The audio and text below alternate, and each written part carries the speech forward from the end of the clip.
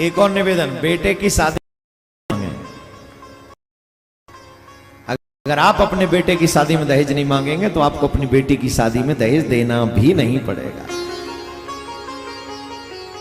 और जो लोग दहेज मांगते हो ऐसे लोगों के घर में बिल्कुल भी शादी मत करो, क्योंकि पता नहीं आज इतना मांग रहा है कल कितना मांगेगा। क्योंकि मांगने वाले का पेट नहीं भरता, मांगता ही रहता है। तो मंगतों के घर में अपनी बेटी ना भेजे, दानियों के घर में बेटी भेजे। जो दान देना जानते हो, भीख मांगते हो, उनके यहां अपनी बेटी ना भेजे। निवेदन, मेरा बेटा इतना पढ़ गया है, इतना लाख करोड़ लगेगा। अरे तेरा भला, तेरा बेटा तेरे लिए जिंदगी भर कमाएगा, हम क्यों दें भाई? हम बेटी दे रहे हैं तेरे वंश की बात बताओ। भाई साहब टीवी के आगे नहीं बैठोगे, 5 बजे आए हैं, दुकान से आए होगे, ए बाबू दुकान से आए होगे, है ना? दुकान से 4 दिन सेटिंग कर लो, थोड़ा 3 बजे आ जाया करो। राधे राधे बोलना पड़ेगा और जोर से बोलना पड़ेगा। बाबा अगर बुरा ना मानो तो हम तुमसे एक बात पूछें। बोले पूछो बेटा। बोले बाबा एक बात बताओ, मैं देख रहा हूं, जरा ध्यान से सुनेंगे आप। मैं देख रहा हूं आपका हाथ पांव काम नहीं करता है, मैं देख रहा हूं आपके शरीर से रक्त बह रहा है, इतना दुख आप पा रहे हैं, अभी भी इस कंडीशन में भी आप भिक्षा मांगते हो? आप भिक्षा मांगते हो? अरे भगवान के द्वार पर बैठकर भिक्षा क्यों मांगते हो? अगर मांगना ही है तो भगवान से मांगो कि मृत्यु दे दो। ऐसे जीवन से तो मृत्यु ज्यादा अच्छी। उस बच्चे ने कहा, तो उस बुजुर्ग महानुभाव ने कहा, बड़े ध्यान से सुनना उनका आंसर, बहुत गजब का आंसर है उनका। उन्होंने कहा बेटा तुम फलाने नाम को जानते हो? बोले हाँ जानता हूं, वो हमारे शहर के बहुत बड़े धनाढ्य व्यक्ति थे, उनसे ज्यादा कोई धनवान नहीं था। बोले तुम्हें पता है वो व्यक्ति कहां है? ध्यान से सुनेंगे, सबके मतलब की बात है। तुम्हें पता है वो व्यक्ति कहां है? बोले नहीं, कुछ दिन पहले वो अचानक से कहीं अदृश्य हो गए और उनके बारे में पता नहीं कि वो कहां है, कौन है। उस व्यक्ति ने कहा, जिस व्यक्ति को कोई नहीं जानता, वो जो अदृश्य हो गया, वो व्यक्ति मैं हूं। कल मैं वहां था, कल मैं वहां था जहां तू आज है। मरना तो मैं भी चाहता हूं, पर भगवान के आगे किसी की नहीं चलती। मरना तो तभी होगा जब भगवान चाहेंगे। कल मैं वहां था जहां तू आज है। भगवान ने मुझे इसलिए जिंदा रख रखा है कि कल तू वहां आ जाए जहां मैं आज हूं।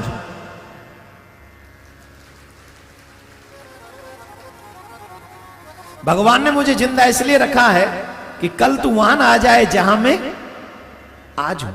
इसका मतलब समझ में आया है? नहीं। जब भगवान हमें सब कुछ दे दे, उस समय हमें भगवान को छोड़ना नहीं चाहिए, क्योंकि वो देने में भी देर नहीं करता। आगे कंप्लीट करो। वो देने में भी देर नहीं करता और वापस न ले ले, इसके लिए जरूरी है कि तुम सत्कर्म करते रहो। अगर सत्कर्म छोड़ दिए तो जितने जल्दी बड़े बने हो उतनी ही जल्दी छोटे बनने के लिए तैयार रहना। राजा बलि कह रहे महाराज मेरे सामर्थ्य के हिसाब से मुझसे लीजिए, 3 पग भूमि दूंगा तो लोग हंसेंगे। बोले भगवान बोले हमें से कोई फर्क नहीं पड़ता, हमें तो उतना ही चाहिए जितना हम चाहते हैं, हम ज्यादा नहीं मांगेंगे तुमसे। 3 पग भूमि। शुक्राचार्य जी समझ गए ये साधारण नहीं है। शुक्राचार्य जी ने देखा, पता तो करें कि आखिर इतने संतोषी ब्राह्मण ही हैं कौन? जो देने वाला कह रहा है ज्यादा ले लो और लेने वाले कह रहे हैं ज्यादा चाहिए ही नहीं। तो नेत्र बंद किए तो समझ में आ गया, त्रिलोकीनाथ राजा बलि को छलने के लिए आए हैं।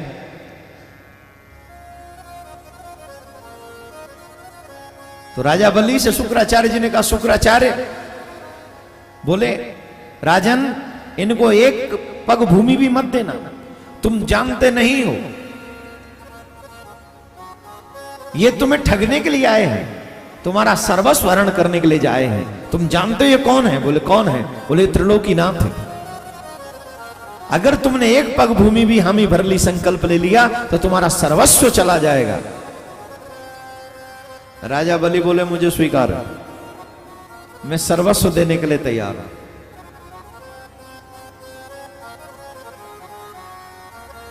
मैं सर्वस्व दूंगा। अब बताओ, राजा बलि को पता है गुरुजी ने कह दिया है कि तेरा सर्वस्व चला जाएगा, तेरा सर्वस्व जाएगा।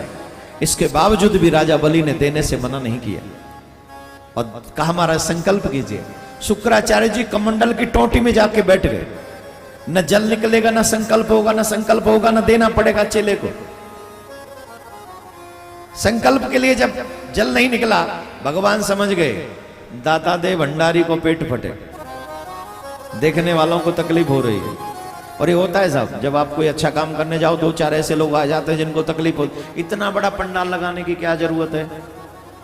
इतना सब स्टेज बनाने की क्या जरूरत है? ये इतना सजाने की क्या जरूरत है? अरे साहब, और तो छोड़ो, कोई तो कई लोग तो हमें सलाह दे देते हैं, बोले इतना खर्चा कथाओं में करते हो, इससे बढ़िया गरीबों में बांट दो। कौन बांटे गरीबों में? ये खर्चा करता कौन है? ये खर्चा करता कौन है? ऐसी ऐसी सलाह देने वाले आ जाते हैं, आप पूछिए मत। पर अब उनकी सलाह को प्रणाम ही कर सकते हैं, नतमस्तक हो कि क्या करें। आजकल के पढ़े लिखे लोग तो ये चाहते हैं कि दुनिया से न मंदिर चले जाएं, धर्म चला जाए, पुराण ये सब नहीं होना चाहिए। सिर्फ और सिर्फ एक ही काम होना चाहिए। क्या? बोले फिल्म खूब चले, मूवी थिएटर, बियर बार, और क्या क्या, डिस्को, और क्या, और घूमना फिरना, पिज्जा ईजा, सब चक यही चलता रहे। कभी मरे ना, जो ही जवान बने रहे और यूं ही गुंडागर्दी करते रहे। ये कोई लाइफ है? आप एजुकेशन पाने के लिए, एक बच्चे को पढ़ाने के लिए करोड़ों रुपए लगा देते हैं, लगता है कि नहीं? करोड़ों रुपए लग जाता है एक बच्चे को सही मायने में पढ़ाने में। और ये जो सत्संग होता है जहां कुछ लाख रुपए लगते हैं, कुछ लाख रुपए में एक नहीं, यहां हजारों हजार लोग आकर न जाने कितने लोग तो भगवान तक की मंजिल को प्राप्त कर लेते हैं। गरीबों में बांट दो। गरीबों में ही तो बट रहा है। हो क्या रहा है? बट ही तो रहा है। बताइए भागवत से किस किस को मिल रहा है? कुछ मिल रहा है भागवत से कि नहीं मिल रहा है? वो हाथ उठाइए जिन जिन को कुछ मिल रहा है भागवत से। भयंकर आनंद आ रहा है कि नहीं? अब बताइए और क्या चाहिए? सीखने को मिल रहा है, सद्मार्ग पर चलने को मिल रहा है। अब भैया किसी पंडित पे ऐसी बैंक तो नहीं है कि सिर्फ जितने भी श्रोता हैं सबको 15-15 लाख रुपए दे दें। वो तो मोदी जी नहीं दे पाए तो हम जैसों की क्या औकात है? 15 लाख हम कहां से दे दें? मनमोहन जी नहीं दे पाए थे, कर्नाटक में सरकार बना ली, वो देंगे कुछ? 2-2 लाख देंगे? सब कुछ ब्राह्मणों से ही चाहिए तुमको? अरे हमें दे दो, हम तो फिर भी दे देंगे। ऐसा नहीं होता। ब्राह्मण पे देने के लिए ज्ञान है, क्षत्रिय पे देने के लिए बल है, वैश्य पर देने के लिए धन है, और सेवक पे देने के लिए सेवा है। ये 4 वर्णों को 4 दान देने चाहिए। ब्राह्मण ज्ञान का दान दे, क्षत्रिय बल का दान दे, और वैश्य धन का दान दे, और जो है सेवक है वो तन से मेहनत करके सेवा का दान दे। ये भगवान ने व्यवस्था बनाई, मैंने नहीं। खैर, कुछ तो लोग कहेंगे लोगों का काम है कहना, वो बेचारे तो माइक लेके कुछ तो बोलेंगे ही, तो लिव इट, उनका कोई प्रॉब्लम नहीं है। हमको तो चलना है। जब शुक्राचार्य जी को प्रॉब्लम हो गई तो ये तो फिर आजकल के वो कौन से खेत की क्या, वही जो आप समझ गए। राधे राधे, प्रॉब्लम तो होगी। शुक्राचार्य जी कमंडल की टोटी में जाके बैठ गए। भगवान ने तिनका लिया अपने आसन में से, कुशा का आसन था ना, वो निकाला और ढ्यूम मारा फेंक के, तो शुक्राचार्य जी का एक नेत्र गोविंदाय नमो नमः, एक नेत्र समाप्त हो गया। इस लीला से भगवान ने यह बताने की कोशिश की, सत्कर्म रोकने वाले करने वाले व्यक्ति को जो रोकता है वो दंड का अधिकारी होता है। किसी भी अच्छे कर्म करने वाले व्यक्ति को रोकना नहीं चाहिए, बल्कि उसका प्रोत्साहन बढ़ाना चाहिए। अगर अच्छा व्यक्ति, अब हमारे जजमान के मन में विचार ना आता, आपके में मोहन जी, अयोध्या जी, नारायण जी, आप लोगों के मन में अगर ये विचार नहीं आता तो अधिक मास में ये कथा यहां होती। आप लोग सोच के बैठ जाते 2-4 लाख रुपए वहां क्यों खर्चा करें महाराज, इससे तो बढ़िया है पंडित जी को बुला के भागवत जी का मूल पाठ हम घर में ही करवा लें और पितरों का भला करवा लें, तो फिर ये हजारों लोगों को भागवत का लाभ मिलता क्या? कोई तो दानी होता है जो अपने धन का सदुपयोग करके ऐसे आयोजन करवाता है जिससे हजारों लोगों को लाभ मिलता है। बोलो राधे राधे, जोर से बोलना पड़ेगा। ये भगवान प्रेरणा, और ऐसे लोग साधुवाद के पात्र हैं। ऐसे लोगों का साधुवाद, जो ऐसे दिव्य आयोजन कराते हैं और उन आयोजनों में ऐसे भक्ति का धारा बहती है। शुक्राचार्य जी को दंडित किया, संकल्प हुआ, और संकल्प के बाद जब भूमि नापने की बारी आई, ध्यान से सुनेंगे, 1 सेकंड में ध्यान भाग जाता है आपका इधर उधर।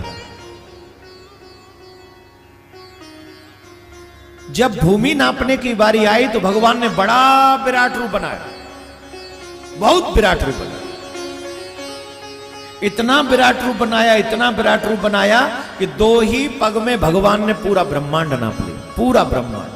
पहला चरण तो ब्रह्मलोक तक पहुंच गया, और भगवान ब्रह्मा जी ने नारायण भगवान के उस चरण के एक अंगूठे का प्रक्षालन किया और वो जल कमंडल में रख लिया, जिससे मां गंगा का प्रादुर्भाव हुआ। बोलो गंगा मैया की जय। गंगा मैया का प्रादुर्भाव जो काशी में बह रही। कौन कौन आज गंगा स्नान करके आया है? बनारस वाले तो रोज गंगा स्नान करते होंगे, है ना?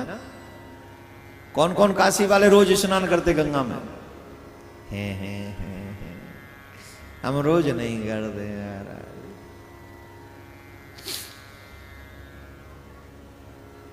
हम प्रधानमंत्री मोदी जी से एक बात कहेंगे, गंगा यमुना को बचा लो, आने वाली पीढ़ियों के पाप कटने वाली मां गंगा, मां यमुना जब तक बची रहेगी तब तक भारत की पहचान बची रहेगी।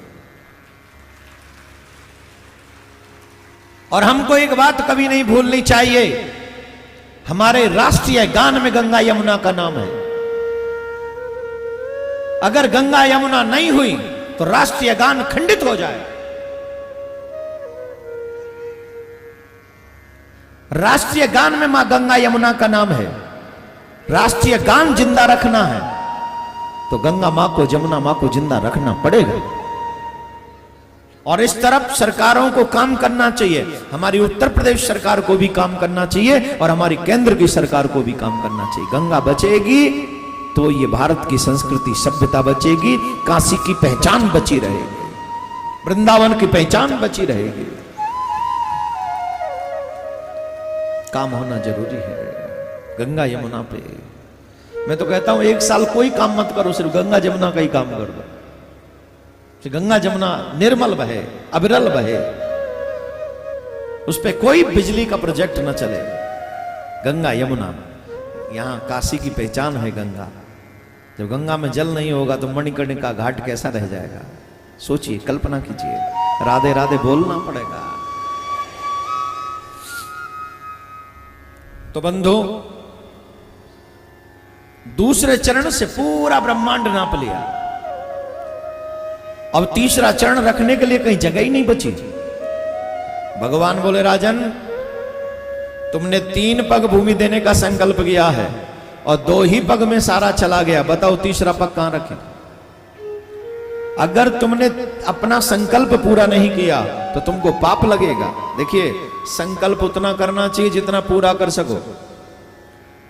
झूठ बोलने वाले लोगों को नरक में भी ठौर नहीं मिलता है, नरक से भी महानरक में, रौरव नरक में जाना पड़ता है झूठ बोलने वाले को। दान देते समय, सत्कर्म करते समय मन में द्वेष नहीं होना चाहिए, प्रसन्नता होनी चाहिए। हमारे साधु संतों ने और तमाम लोगों ने बताया है, दान दिया और दुख माना, वो दान ही क्या, वो दान ही क्या। नहीं दिया दान जिन हाथों ने, ऐसा वो प्राणी क्या। दान दिया और दुख माना, दुख देकर दान दिया तो वो दान व्यर्थ है। जो दान दुख देकर दिया जाता है, दानी को भी और दान लेने वालों को भी, दोनों को दुख देता है, सुख नहीं देता। इसलिए जब भी दान दो प्रसन्नता से दो। बोले राजन तुमने 3 पग भूमि कहा था, 2 पग में तुम्हारा सर्वस्व चला गया, बताओ तीसरा पग कहां रखूं? अगर संकल्प पूरा नहीं किया तो तुमको पाप लगेगा।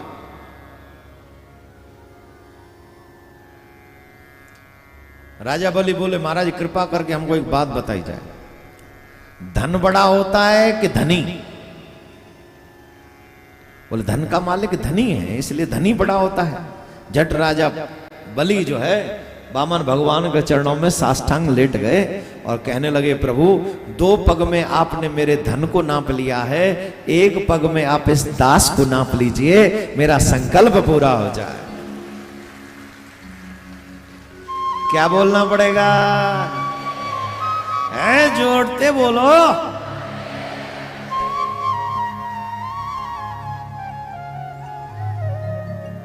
एक पग में आप मुझे नाप लीजिए, मेरा संकल्प पूरा हो जाए।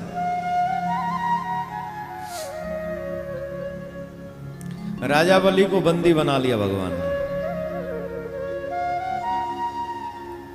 राजा बलि की पत्नी आई और कहने लगी महाराज आपका बड़ा उपकार है हमारे ऊपर, आपने बड़ा अच्छा किया, बहुत बड़ा उपकार कर दिया महाराज। सच बात तो यह है जो भी आज आपने लिया है ये कल भी आप ही का था और आज भी आपका है। ध्यान से सुनेंगे। कौन कौन ये आरती बोलता ओम जय जगदीश हरे? बोलते हैं? कभी तो की होगी, की है? जरा बोलना। तन मन धन और जीवन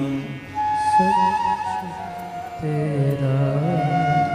सुनो सुनो जोर से बोलो तुम लोग। तन मन धन। ए झूठे, ये भी आरती नहीं आती? फिल्मी गाने तो सारे आते होंगे पापियों। आरती बोलो ना ढंग से।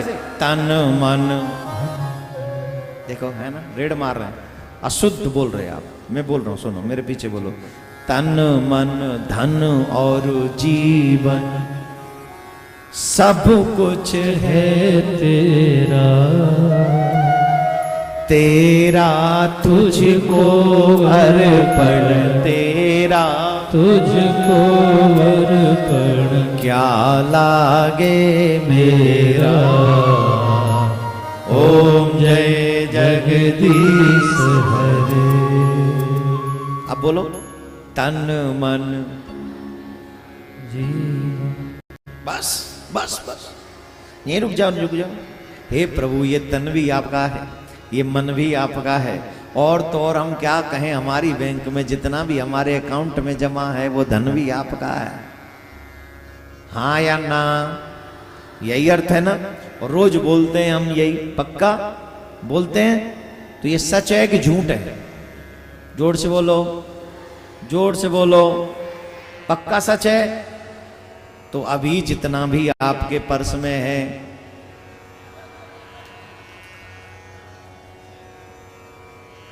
तन तो यहां है ही, मन आपका कथा में लगाई है, बस धन नहीं दिख रहा है। तो जो पर्स में है और जो गाड़ी वाड़ी की चाबी है और जो थोड़ा बहुत माता बहन कान में गले में है, सिर्फ जो यहां है आपके घर में है वो आप ही रखो, बाकी ये सब कर दो।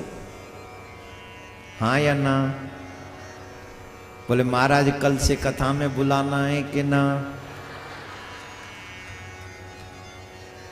तो जीव कितना स्वार्थी है, सेल्फिश है, भगवान से भी झूठ बोलता है मंदिर में जाके, तन मन धन और जीव। भगवान बोले स्टॉप कर, I know you are liar. ये तो मुझे पता ही है कि सब कुछ मेरा है, पर तू नहीं मानता कि ये सब कुछ मेरा है। जिस दिन तू मान लेगा कि ये सब कुछ मेरा है, मैं वादा करता हूं उस दिन मैं भी कह दूंगा तू भी मेरा है। अभी तो मुझे पता है कि तेरे पास जो भी कुछ है सब मेरा है, अभी तू नहीं मानता है कि सब कुछ मेरा है। जिस दिन तू मान लेगा कि तेरे पास जो भी कुछ है वो मेरा है, उस दिन मैं भी कह दूंगा सब कुछ छोड़ तू ही मेरा है। और जिस दिन ठाकुर कह दे कि तू मेरा है, फिर उसके बाद क्या बाकी रह जाएगा, क्या बाकी रह जाएगा। तो मेरे भाई बहन, राजा बलि को भगवान ने कहा कि कोई भक्ति, कोई वरदान मांग लो। राजा बलि कह रहे महाराज अभी आप मांग रहे थे अब हम मांगे, ये कैसे होगा। बोले नहीं मांगो, जो मांगोगे सो हम देंगे। बोले प्रभु देना है तो सिर्फ अपने चरणों की भक्ति दे दो, और कुछ नहीं चाहिए। भगवान ने राजा बलि को सुतल्लोक का राज्य दिया। फिर राजा बलि ने कहा जब राज्य दे दिया है तो एक और कृपा करो। बोले क्या? उस राज्य के प्रमुख द्वारपाल आप रहो कि आप जैसा और कोई नटखट न पहुंच जाए जो हमें वहां से भी निकाल दे। भूमिदान का असर, भूमिदान का लाभ। जब राजा बलि ने भगवान को भूमिदान किया, उसका लाभ क्या है? उसका लाभ यह है कि भगवान आज भी राजा बलि के द्वार पर जाते हैं उनको दर्शन देने के लिए। पूरी दुनिया जाती है भगवान का दर्शन करने के लिए, लेकिन राजा बलि के द्वार पर स्वयं भगवान जाते, आज भी जाते हैं वहां दर्शन देने, सुतल लोक में। और इतना ही नहीं, भगवान ने कहा राजा बलि से जब मनवंतर चेंज होगा तो तुम इंद्र बनोगे। एक संत के मुख से हमने सुना है भूमिदान का फल क्या है। जो व्यक्ति भूमिदान करते हैं और किसी तीर्थ में करते हैं तो उसका तो लाभ भी कई गुना, उसका वर्णन तो हमें आता भी नहीं है। लेकिन जो भूमिदान का फल है, जो भी व्यक्ति भूमिदान करते हैं उसका फल हमें तब तक मिलता रहता है जब तक पृथ्वी रहती है। जब तक प्रलय कालीन समय में पृथ्वी डूब न जाए जल में, तब तक वो फल मिलता रहता है, आप जिस नाम से भी भूमिदान करते हैं। इसीलिए तो हमारे पूर्वज भूमिदान ब्राह्मणों को किया करते थे। इसीलिए तो हमारे पूर्वज तीर्थों में किसी को दान देकर, भूमिदान देकर धर्मशाला बनवाते थे, प्याऊ बनवाते थे, सत्कर्म तीर्थों में जाकर करते थे। लेकिन आजकल थोड़ा पैसे का प्रभाव ज्यादा हो गया है, इसलिए दान पुण्य में थोड़ा प्रभाव कम हुआ है। लेकिन नैनबद्धो बलि राजा दानवेंद्रो महाबला, राजा के दान का प्रभाव है कि आज तक जब भी जहां भी सनातन धर्म की पूजा होती है तो राजा बलि का नाम आए बगैर रहता ही नहीं है। आज भी राजा बलि का नाम आता है।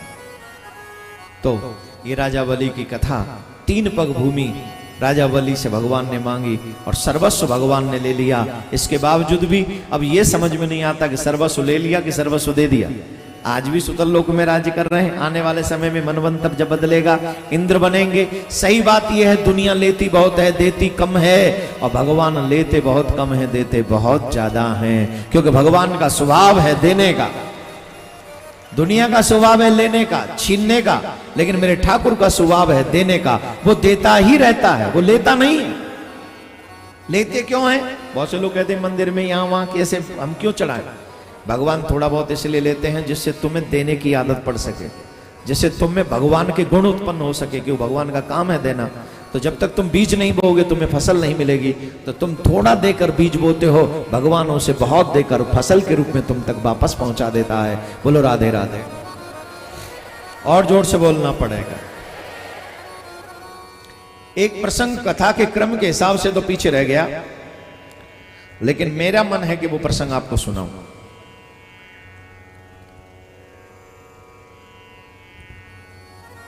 गजग्राहा युद्ध। किसी भी व्यक्ति से पूछो कि तुम अपना पूरा जीवन किसके लिए लगा रहे हो, तुम इतना धन दौलत किसके लिए कमा रहे हो, रात दिन इतनी मेहनत किसके लिए कर रहे हो, तो एक ही जवाब निकलेगा, अपनी फैमिली के लिए। यही जवाब आएगा, और तो कोई जवाब नहीं। कई लोग तो ऐसे भी मिल जाएंगे जो खुद के भी तन पे अधिक खर्चा नहीं करते, बच्चों की इच्छा पूरी करते हैं। कई लोग मिलेंगे आपको ऐसे, उनसे पूछो किसके लिए करते हो, बोले परिवार के लिए। लेकिन वही परिवार क्या करता है जरा सुनिए। इस कथा में बड़ा सुंदर प्रसंग है। एक गजराज, मस्त मत वाला गजराज, जिसकी अनेकों पत्नियां अनेकों बच्चे, वन में भ्रमण कर रहा है। अचानक से उसकी पत्नियों ने कहा कि प्यास लग रही है, तो जल विहार करने के लिए एक सरोवर में आया। एक सरोवर में, बहुत स्वच्छ निर्मल सरोवर है, उस स्वच्छ निर्मल सरोवर में जब वो गया तो उस जल को देखकर उसका मन आह्लादित होने लगा, प्रसन्न होने लगा और वो जल विहार करने लगा अपने पत्नियों के साथ में। सूंड में जल लेता है, कभी किसी पत्नी पे छोड़ता है, कभी किसी बच्चे पे छोड़ता है, ऐसे मस्त आनंद से वो जल विहार कर रहा था। तो सरोवर में रहने वाले ग्राह ने सोचा, ये कौन है जो मेरे ही घर में आके मेरे ही घर को अशुद्ध कर रहा है। उस ग्राह ने उसका पांव पकड़ा, ग्राह का, और नीचे खींच के लेके जाने लगा। शुरुआत में उसने ध्यान नहीं दिया, पता था मैं गजराज हूं, मुझ में अपार बल है। क्या होता है साहब, ये कोई भी बल हो ना हमारे पास, पद का बल, धन का बल, तन का बल, परिवार का बल, ये जीव को अहंकारी बना देता है। जब जीव इसको अपना समझता है ना तो अहंकारी हो जाता है, और जब भगवान का समझता है तो विनम्र हो जाता है। कभी अपना नहीं समझना चाहिए, भगवान का जो भी है, what ever you have, don't create your ego. अभिमान डेवलप नहीं होना चाहिए, ईगो डेवलप नहीं होना चाहिए। It's not mind, everything is yours my God, सब कुछ आपका है। ये फीलिंग्स होनी चाहिए हम सबके अंदर, और सच भी है, ये झूठ नहीं है। हमारा है, हमारा तो हमारा शरीर नहीं है क्या? बोलो, है? तुम्हारा शरीर है तो शरीर से कहो, तू बुढ़ा नहीं होगा, यहीं रुक जा, तू बड़ा नहीं होगा, यहीं रुक जा, तू बचपन से जवानी में नहीं जाएगा, रुक, रोक के दिखा दो। तुम्हारी बात तुम्हारा शरीर नहीं मानता, दुनिया मानेगी? क्या बात करते हो? तुम्हारा शरीर तुम्हारा नहीं है, सच तो यही है। अब तुम मान लो, my hand, my nose, my lips, my face, my this, my, it's okay, कोई बात नहीं, पर सच ये है, नथिंग योर्स, कुछ भी तुम्हारा नहीं। मस्त मतवाला गजराज सोचता था, मेरे पास इतना धन है, मेरे पास बल है, इतना बल है कि कौन मेरी बराबरी करेगा। तो उसने ध्यान नहीं दिया, लेकिन वो जल का जंतु था ग्राह, वो धीरे धीरे धीरे धीरे करके नीचे खींचता रहा। जब उसे लगा कि मेरे प्राण संकट में है, तो उसे लगा कि अब ताकत लगानी चाहिए, तो उसने अपनी ताकत लगाई, लेकिन उसकी ताकत काम नहीं आई, उसका बल काम नहीं आया, वो निर्बल होने लगा। उसके बाद उसने अपनी पत्नी और अपने बच्चों से कहा कि मेरी सहायता करो। 300 बच्चे, 50 पत्नी, सूंड में सूंड मिलाकर उसे खींचने लगे बाहर, लेकिन कोई उसके काम नहीं आया। जब विपत्ति पड़ती है तो ऐसा ही होता है, धीरे धीरे करके सब आपका साथ छोड़ देते हैं। सबसे पहले बच्चे, बुढ़ा तो मरेगा ही, साथ में हमें भी ले डूबेगा। बच्चे छोड़ के चले गए, बच्चों ने छोड़ दिया। पत्नियां फिर भी जान लगाती रही। जितने भी बुजुर्ग बैठे हैं, बच्चों से ज्यादा अपनी पत्नी का ध्यान रखा करो। बच्चे तो अपनी पत्नी के साथ मस्त रहते, तुम भी अपनी पत्नी का ध्यान रखा करो। बुढ़ापे में देवी ही काम आती है। जब बहू भोजन बनाने से मना कर दे, फिर भी उठ के चली जाती है, चाय बनाऊं क्या? राधे राधे बोलना पड़ेगा। बुढ़ापे में वैसे यही काम आते हैं एक दूसरे ही, पर कब तक? एक स्थिति वो होती है कि वो भी साथ छोड़ के चली जाती है। पत्नियां भी साथ छोड़ के चली गई। वो चीख रहा था, अरे रुको रुको, मैं तुम्हारा पति, मैं मुसीबत में, मैं संकट में हूं, तुम हमें छोड़ के जा रही हो। उन्होंने कहा, महाराज बहुत ताकत लगा ली, कुछ हुआ नहीं, अब हुआ नहीं तो आगे होगा भी नहीं, इसलिए अब तुम जानो, तुम्हारा काम जानो। जब तक जीव को अपने लोग दिखाई पड़ते हैं, तब तक जीव भगवान को याद नहीं करता है। जब सब साथ छोड़ जाते हैं मुसीबत में, तब जब दुख घोर संकट आता है, तब उस जीव को भगवान की याद आती है। याद आ गए।